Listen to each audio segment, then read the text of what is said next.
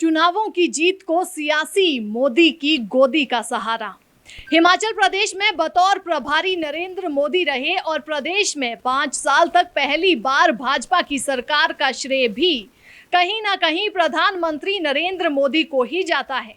यही कारण है कि प्रदेश से गलत रिपोर्ट प्रधानमंत्री तक नहीं पहुंच सकती। प्रदेश में बार बार आ रहे सर्वे, चाहे कांग्रेस के ले लो या फिर भाजपा के, स्पष्ट बहुमत भाजपा को मिलता नजर नहीं आ रहा।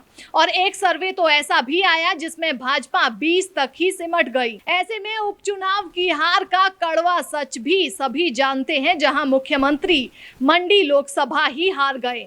हार के बाद अब मंडी देश की 144 भाजपा की कमजोर सीटों में शामिल हो गई है, जहां के लिए विशेष प्रयास भाजपा को 2024 में जीत के लिए करने पड़ रहे हैं।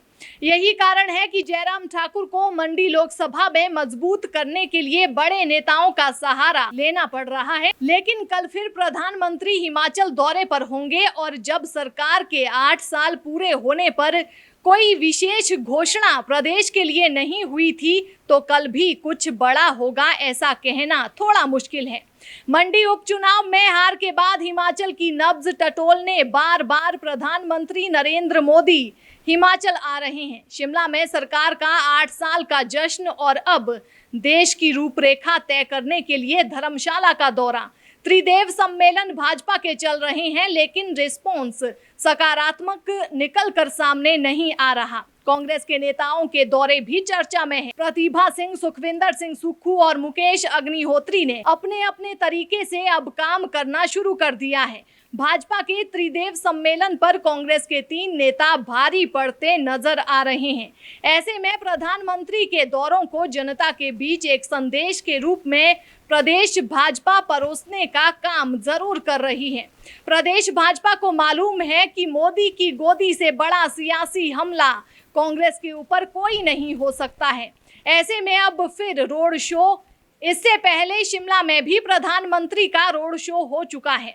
उसी दौरान भाजपा राष्ट्रीय अध्यक्ष जगत प्रकाश नड्डा का रोड शो भी हुआ था, जो कोई बहुत बड़ा चमत्कार भाजपा के लिए प्रदेश में नहीं कर पाया था। अब शिमला के बाद धर्मशाला दोनों ही भाजपा के लिए टेढ़ी खीर बने हुए हैं।